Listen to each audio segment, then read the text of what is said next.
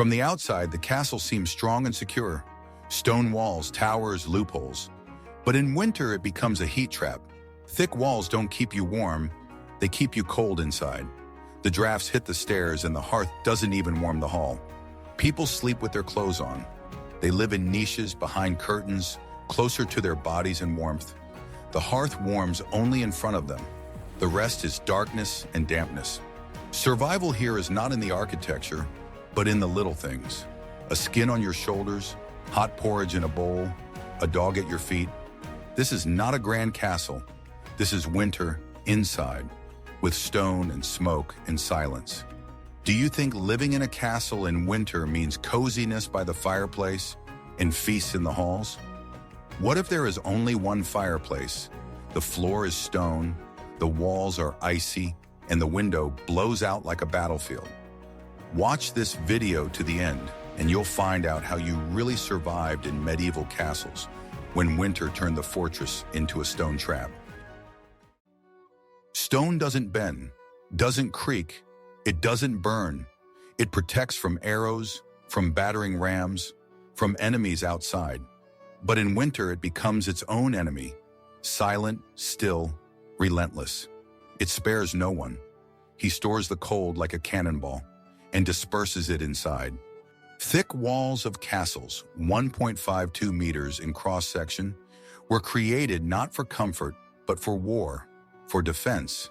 And the thicker they are, the slower they warm up, and the longer it takes them to give up their icy breath inside. Even if the flame in the hearth burns all day, the distance from the fire to the wall is the difference between warmth and death. The stone soaks up the cold in the fall. It holds it until spring. It doesn't warm, it remembers winter. If you put your palm on it, it burns with an icy touch. And not for a minute, but for hours. And if you sleep against the wall, you're sick. If you sit against the wall, you get cold. If you breathe against the wall, you breathe into nothing. The front halls, reception rooms, staircases, corridors, everything is lined with stone. Sometimes bare, sometimes sheathed, sometimes thinly whitewashed. No internal insulation, no plaster, no brick, just a smooth surface that doesn't hold heat. To keep warm, the walls are draped. They hang heavy fabrics, carpets, bedspreads, skins. In the castles of the nobility, tapestries with hunting, heraldry, religious scenes. In poor towers, it's burlap, old capes, sewn bedspreads. Everything that can be hung is hung not for beauty, but for protection. 14th century sources, especially the inventories of castles in England, France, and Bohemia, mention that during the winter season, the number of fabric curtains, tapestries, and shelters made of hides and felt increased in castle halls. They were placed in the corners, on the walls, even under the ceiling to try to seal at least some heat. In Russia and Eastern Europe, moss and soot were used to seal cracks.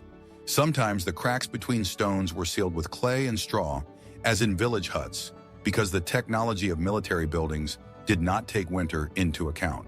They only took into account combat. People knew how to interact with the wall. Never put a bed up close. Never put a sleeper up against a rock. If you can, build a wooden partition. If not, sleep by the fire. Even at night, even in the dark, even if you can hear wolves outside, better by the fire than next to a frozen wall. Stone was not persuaded. It was accepted as an enemy, but an enemy to live within. It was not fought against. It was warded off, with cloth, with the body, with furniture, with prayer. Watch the video to the end, and you'll learn how the most dangerous cold lurked behind an impregnable wall, how a castle that could withstand a siege didn't always survive January, and how knights, barons, and peasants alike hid from the stone, a wall that didn't care who died next to it. When you enter the castle hall, the first thing you don't see, but hear, the emptiness hums. A footstep echoes. A voice drifts upwards. The flames crackle and disappear into the heights. This is not just a room. It is a stone throat into which heat disappears. The halls were built for power, for presentation, for feasts and audiences. The whole clan, the whole retinue, all the guests were to be accommodated in them. But in winter, this hall became a stone trap. Greatness became a burden. Every cubic meter of air was a new enemy for the fire. The hearth in the center of the hall was a symbol of the hearth of family, clan, home. It had been burning since morning, giving off light, smoke, sparks. But it was not enough. It heated a narrow circle, at most 2 or 3 meters from the heat. Beyond that, everything belonged to the cold air again. The flame didn't rise above his waist. My head was freezing when my feet were warm. Later, hearths began to be replaced by fireplaces. They were built into the walls, hoods were installed, and chimneys were added. Fireplaces became an attribute of noble chambers. But even then, the whole hall was not heated. The stone from which the walls were built drew in heat and did not return it. Heat hung over the fireplace and frost hung in the corners.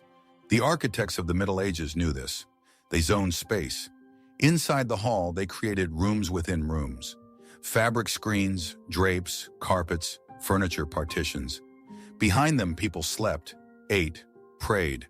This was not an interior design solution. It was a heat retention system. The floor was covered with straw. Not carpet. Carpets froze. The straw kept a layer of air. It was changed, replenished, sometimes even put on the table. The walls were covered with dense fabrics, skins, embroidered panels. And not for aesthetics. It was to stop the draft, to stop the air from walking around the hall. Historical documents, including reports on the maintenance of royal residences, England, France, Bohemia, describe the purchases. 20 arshins of cloth to drape the hall, skins for curtains, double canopies for the windows. Because without these layers, the hall was deathly cold. People didn't live in the hall. They lived around the flames, by the hearth, by the brazier, by the fireplace. Tables were placed close to the fire. They slept on benches against the wall, under a canopy. No one stood in the center of the room for long. They didn't wait there. They were cold there.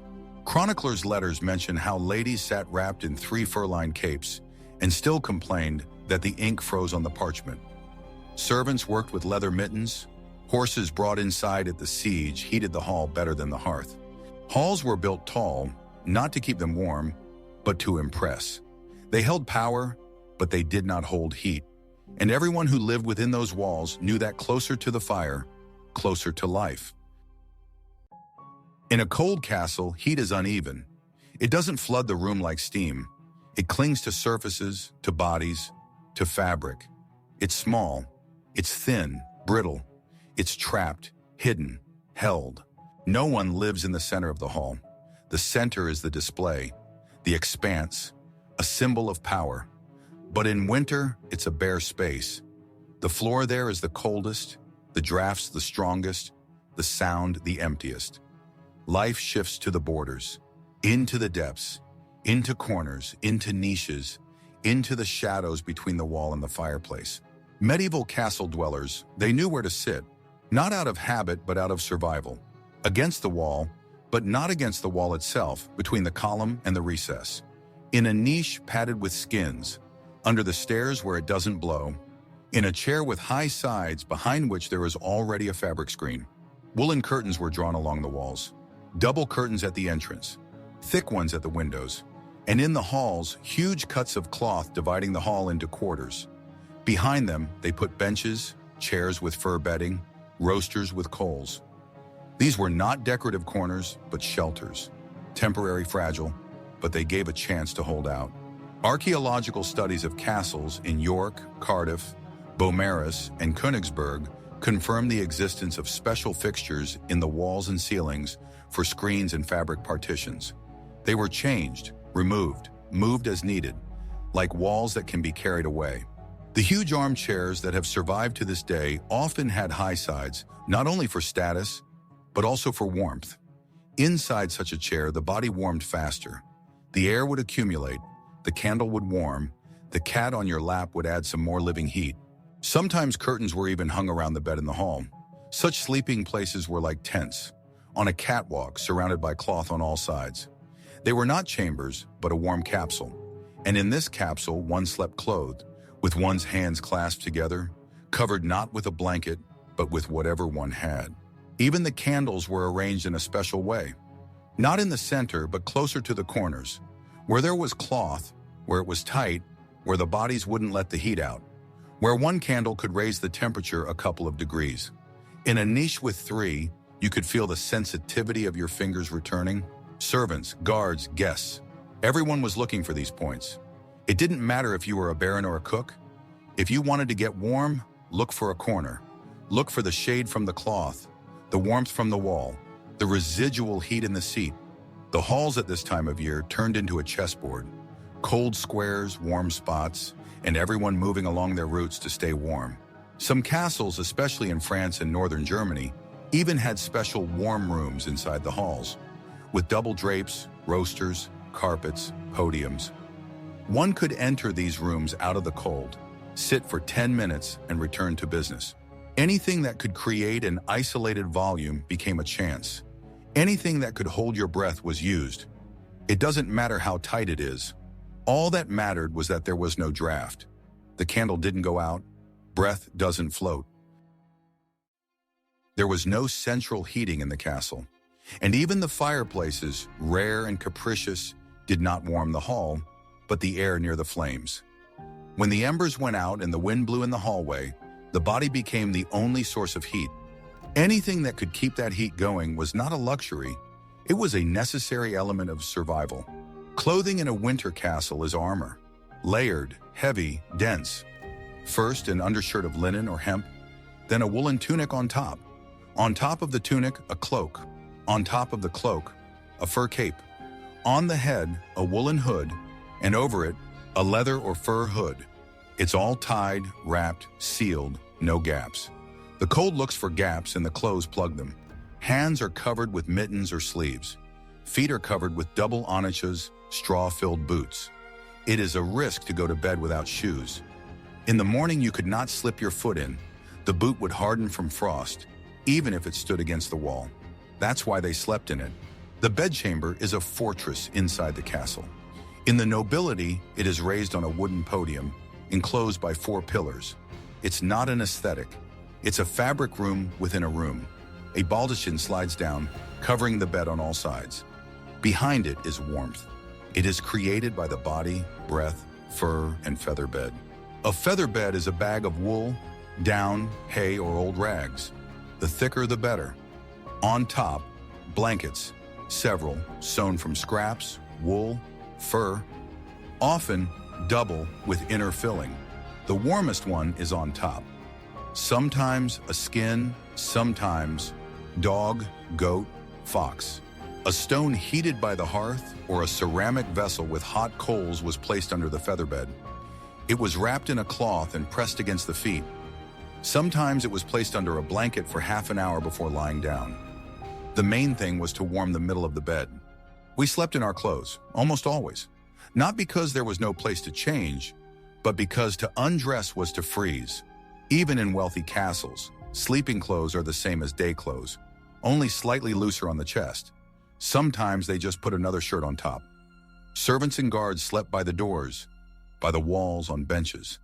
Their bed is straw, a woolen sack, a bundle of old cloth. They cover themselves with cloaks, sacks, lay their skins directly on the stone. And still they wake up with a shiver, with the clang of teeth, with the fact that a bone has woken up. In some castles, for example, in the Tower, Kenilworth Loch, special chambers, small rooms built inside large halls, were arranged for royalty. Their walls were draped, the ceiling was lowered to make it easier to heat. There stood the best beds, with the thickest curtains, heated by braziers with coals. But even there, the temperature rarely exceeded 110 degrees. Inventories of the 14th or 15th centuries from the castles of France, England, Bohemia, and Poland mention 2 pillows with wool, a coverlet of fox skins, curtains of double cloth, woolen canopy, curtains to the floor, cloth sheets. This is not a luxury, it is a necessity. We shared a bed, often in 2s and 3s. Not out of love, out of calculation.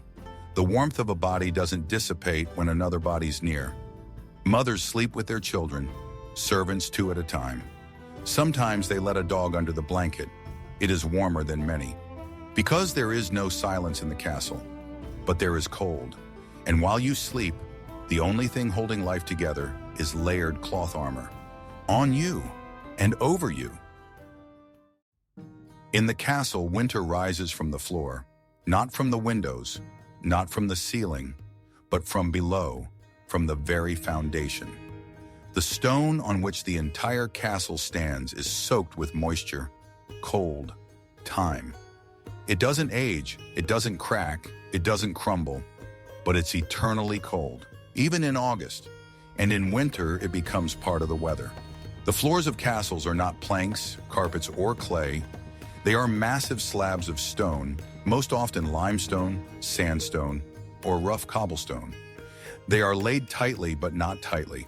Between them are seams, cracks, thin tunnels for air. The building itself breathes through them. Cold seeps upward. Moisture stays in the stone for 24 hours. Even if the floor is warm during the day, it's icy again at night. It stinks. It makes your knees freeze. It gives birth to diseases that have no names, only cures with broth and skins. Inside the corridors and passages, the cold walks like the wind. The drafts are no small thing, it's a river.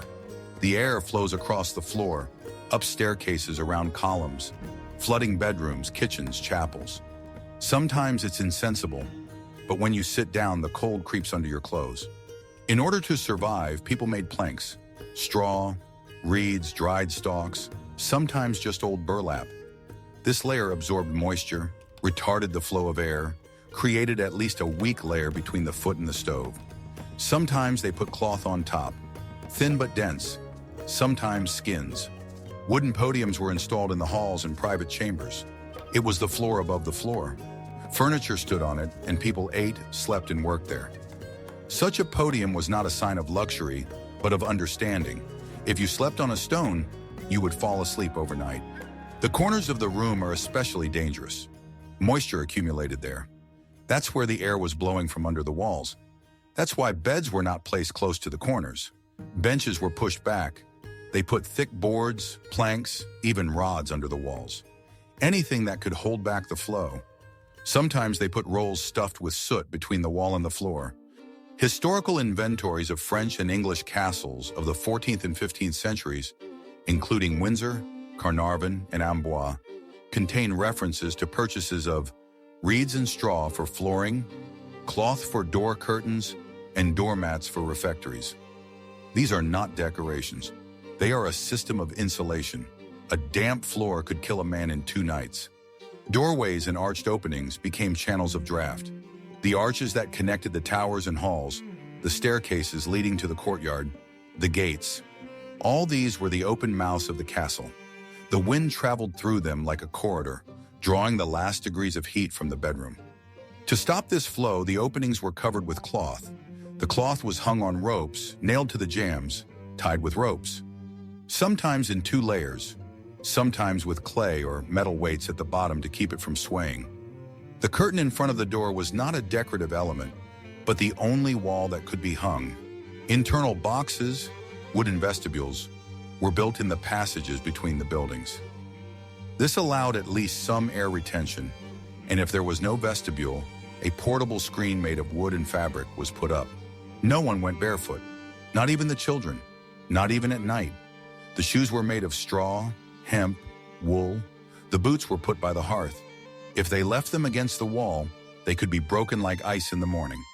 People weren't sitting on the floor, on anything above it, a bench, a jug, another person's knee, anything to stay below the hip. Because the closer you get to the stone, the closer you get to winter. Watch the video to the end, and you'll learn how a castle built for strength kept the most vulnerable weakness inside. The floor, how the stone on which the tower stood stole heat every day, and how the straw underfoot became not a covering, but a shield between body and death. Light in a castle in winter is a weak luxury. It costs too much, not in silver, in degrees. Every ray of sunlight that makes its way in comes with the cold, and so as soon as frost sets in, the window ceases to be a source of light. It becomes the enemy. It must be shut, closed, boarded up. Glass was rare in early medieval castles. Even in the wealthy residences of kings and lords, Windows were often left open because glass was fragile, expensive, and ineffective. Instead, they used mica, a layered mineral, translucent, like ice scales, or thin sheets of horn, boiled and polished to translucency. Sometimes bull bladders, stretched over a frame and dried. The light through such windows was murky, diffuse, yellowish. But they did at least somehow shield the room from the wind. And yet, even this level of transparency was accessible only to those who lived in the upper halls. Kitchens, warehouses, corridors, staircases, service quarters remained with open apertures. When winter came, all the windows were shut, not just the ones without horns or mica, all of them, even the ones with some light, because even a ray is a crack, and a crack is a draft. The locks used shutters, internal and external. The outer shutters were usually oak, thick, on hinges with iron fasteners. They were closed in the evening and not opened at all in winter. The inner ones were lighter, often with latches or cross bolts. Moss, hemp, and cloth were stuffed between them. Wooden shields, rectangular boards cut to the shape of the window, were hung on the inside. In poorer rooms, they were simply leaned on and pressed down with a stone or a sack. In better appointed rooms, they were attached to nails or hinges hammered into the wall. The windows were covered with curtains, not decorative, but dense, made of coarse cloth or sackcloth to increase protection. Sometimes old cloaks, hides, and canvas from wagons were used. Everything that could be hung, sewn, fastened was used. In rooms without shutters, the windows were covered, clay and straw, boards nailed together. Sometimes they just hammered a board into the opening and covered both sides with cloth. The light went out, but the warmth stayed. Historical records from the castles of Chartres, Carnarvon, Prague Castle, and the Tower indicate the seasonal purchase of wood, cloth, and wax specifically to insulate windows. Even in the royal chambers, windows were shuttered and boarded up. Because the sun was worthless if it caused the room to freeze, daylight was consciously sacrificed, working by candlelight, writing by the hearth. Kitchens where the heat was high became day rooms, and bedrooms became dark caves. Even the gaps between the wall and the frame were curtained, sometimes with a full-length cloth curtain. The darkness was part of the warmth. It hid the cracks, drew in the air, kept winter out. And everyone who entered a room with the windows closed knew that if it was dark, it meant it was at least a little warmer. Here is the most detailed and rich in domestic and historical detail version of paragraph 7. Food as internal heating, framed in the format of a documentary historical reenactment narrative, focusing on the feeling of survival and real warmth in the conditions of a medieval castle. In winter, it's not the fire, the hide, or the cloak that keeps you warm in the castle. It's the food, hot, dense, fatty. The kind that doesn't just satisfy hunger, it ignites heat from within. In conditions where even a hearth cannot warm a stone, and the walls pull the cold from outside, everything that goes into the mouth must work like a furnace. The body becomes a furnace, and if you put something hot in it, it will live to see the next dawn. Medieval cooking in the winter season is not about aesthetics but strategy. Food is cooked not for flavor, not for pleasure, but to keep from shivering at night. Everything that can give warmth goes into the boiler. Porridge, peas, lentils, chickpeas boil for a long time until it's a thick mass, sometimes with chunks of meat, more often with bone broth. If you're lucky, with fat. If not, just salt and warm water. The main thing is that it's hot and hearty. Soup is a luxury. Chowder is a survival tool. Fat is the main gold of winter. It is added to porridge, smeared on bread, melted in wine. Butter, lard, bone marrow. It's not just calories. It's an internal fuel that keeps the heat in longer than clothes, especially at night when the hearth dies out and the body's left alone in the damp air. Spices in a castle in winter are not decoration. It's a medicine and a stimulant. Pepper, ginger, cinnamon, cloves, nutmeg. All this stimulates blood flow, increases metabolism, literally ignites the blood in the veins. Wine sauces, hot beer with spices, spicy porridge. All this warmed me, even if it tasted harsh and unfamiliar. Chronicles of monasteries and castles of the 13th and 14th centuries record an increase in the number of hot dishes and the frequency of cooking meat precisely during the winter months. Inventory records often mention pork fat for 40 dinners, clay pots with bone broth, bags of spices given to the kitchen in January. In the refectory halls, food was served steaming. The bowl in front of you is more than just food. It's a small hearth. Steam rises in your face. The spoon warms your fingers. The hot wine is breath. People don't come to the table for food. They come for heat, for a chance to warm up for at least half an hour. For the nobility, feast turned into an act of collective heating. In one hall, dozens of candles, fireplaces, and braziers burned. Meat smokes, cauldrons boil, bread is served. Between everyone is the living warmth of bodies and flames. This is not an ostentatious luxury. It is a method of survival in a stone box. The servants are more modest, porridge, bread, occasional meat. But it's hot, it's handed out by the kitchen, sometimes in their hands, wrapped in cloth to keep it warm. They eat it quickly while it's still warm. Sometimes leftovers are used as a heating pad. Hot bread under clothes, a bag of porridge to the stomach, a warm stone from the hearth next to the bowl. Even the children were fed more often in winter. Less, but warmer. Hot milk if you have it. Oat water. Broths. Anything to warm the belly from the inside out. Even the rules in the monasteries changed. In winter, 2 hot meals a day were allowed instead of 1, because no one could survive on cold porridge if the walls were stone and the wind was blowing from the window. The castle doesn't get empty in the winter. It shrinks. People, animals, heat, air. Everything gathers deep inside, closer to the heart of the castle, not for comfort, for survival. Because alone, only flames warm. But together, even bodies. The stone walls keep the cold at bay. The hearth warms only in front of it. No glass in the windows. The floors are icy. And the only thing that can raise the temperature of the room, even slightly, is the presence of a living body. Or a dozen. Or 100. In winter, there was no division of functions in the castle.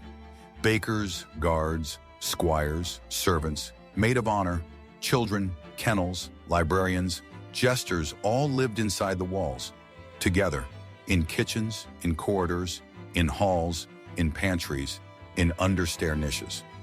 Everything that could be closed, insulated, curtained was used. They lived tight, 3, 5 on one bench, under one skin, in one room. They slept on a pile of straw, cuddled together, covered with whatever they didn't wear during the day. A servant and a squire, a woman with a baby and a servant girl, an old knight and his dog, not because of rank, because it's warmer. Even to know didn't sleep alone.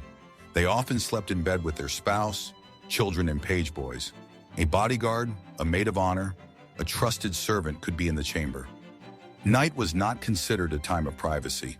Night was a time of keeping warm. The huge castle halls breathed with people.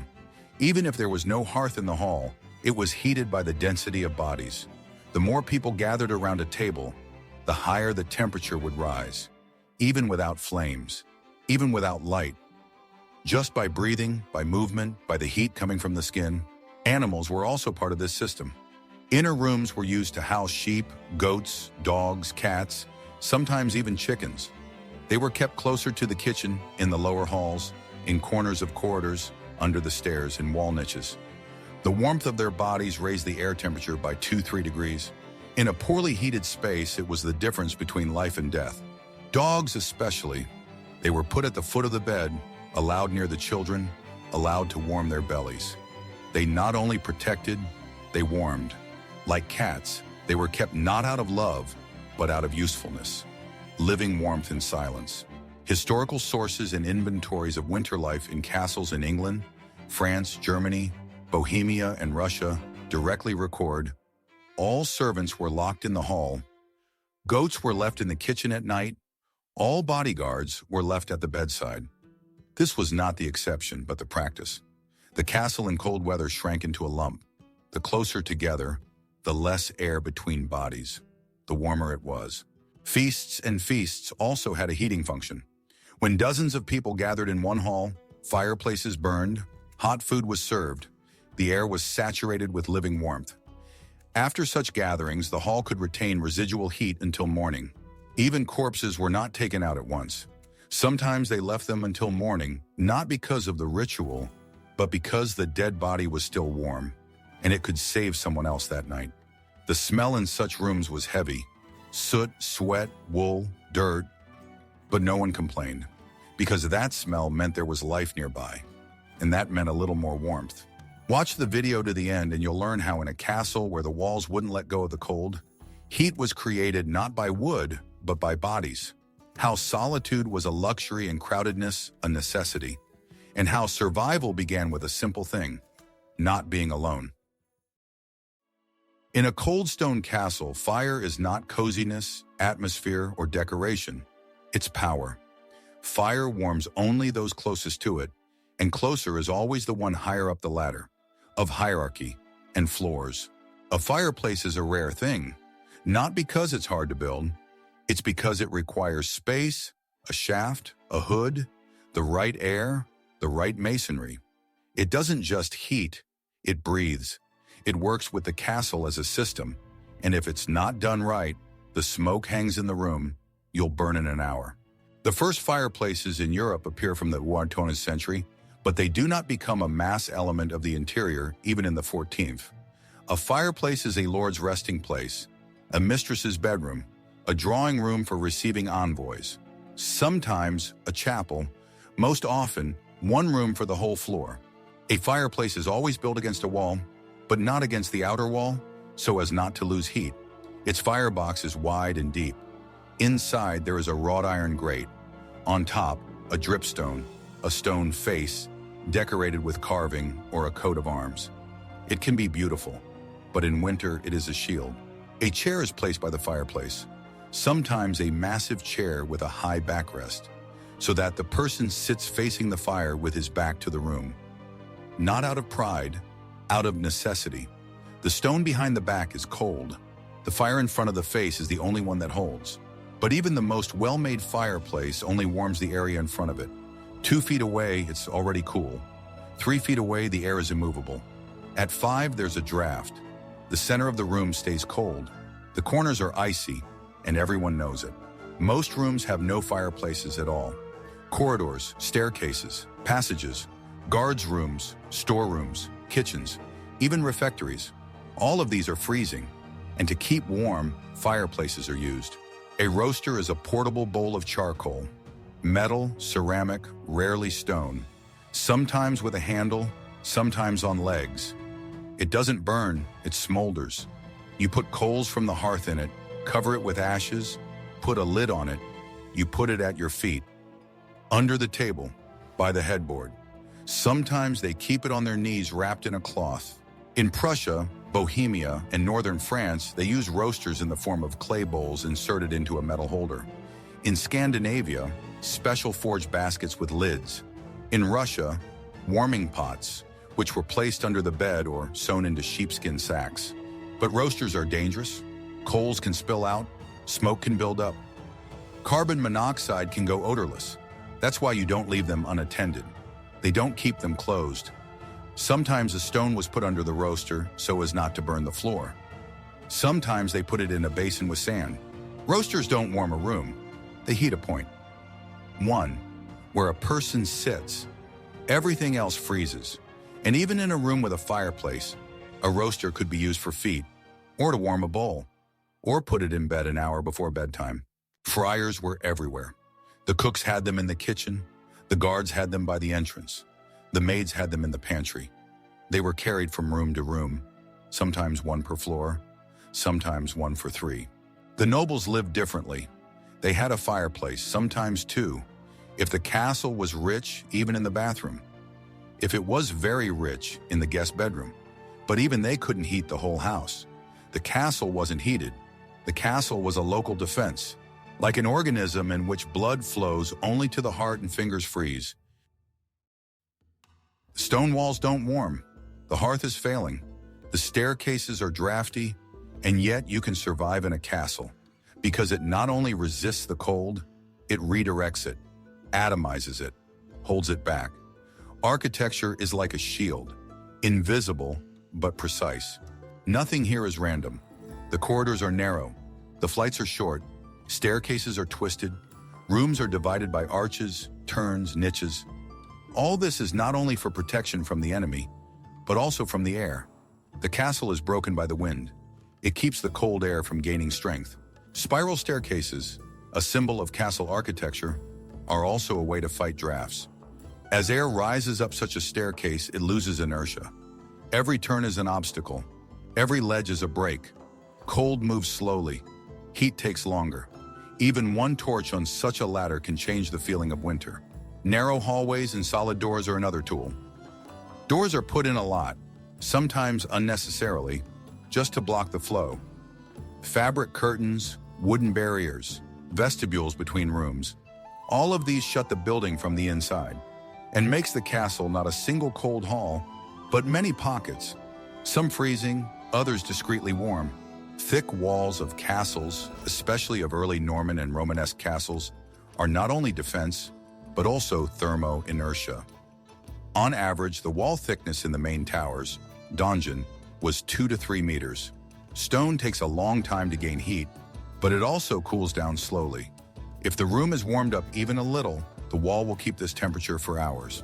This was especially evident in small living quarters, where heat was retained in layers, from the inner partition to the wall, from the wall to the outer masonry. The farther away from the outside cold, the more stable the air. Small rooms inside the large halls were another trick. In the castle, they were often called closets, chambers, cabinets. They were spaces separated by curtains, wooden partitions, and canopies. They were used for sleeping, praying, eating.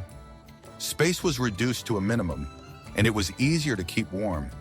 Even a candle burning in such an enclosed corner raised the temperature by several degrees. Historical descriptions of castles such as Beaumaris, Loche, Marburg, and Malberg indicate that many of them had narrow passages in the thickness of the walls, warm staircases, auxiliary galleries that could be used to pass between rooms without getting into the main draft. These were buffer zones, a kind of thermal airlocks. The location of the kitchen was especially important. They tried to put it on the lower level, closer to the living quarters. Sometimes the wall of the bedroom or dining room was adjacent to the kitchen masonry, and the residual heat was transmitted through it. In Russia and Germany, there were foundations with embedded clay pipes that carried hot air from the stove under the floor. In the 15th century, some castles had special warm halls. Small rooms, well insulated, upholstered in wood or cloth, with a fireplace and 1 or 2 doors. Reading, meetings, and recreation were organized there. The rest of the castle was freezing, but this room was kept warm and stable. Yet these architectural measures didn't make the castle warm. They made it tolerable. They cut off the cold, kept out the wind, trapped warm air in the center where people lived, ate, slept. It wasn't heating, it was taming the elements through walls, doors, corners. A medieval castle is not a cozy place, it's an ordeal. The beauty of the towers and halls turned into harsh winters, dampness, heavy air, and a constant battle against the cold.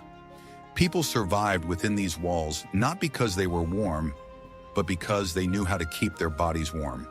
If you want to know more about living in stone amidst darkness and drafts, subscribe to the channel. Here we tell the story as it was felt, on the skin, in the lungs, and in the silence from which castles were built.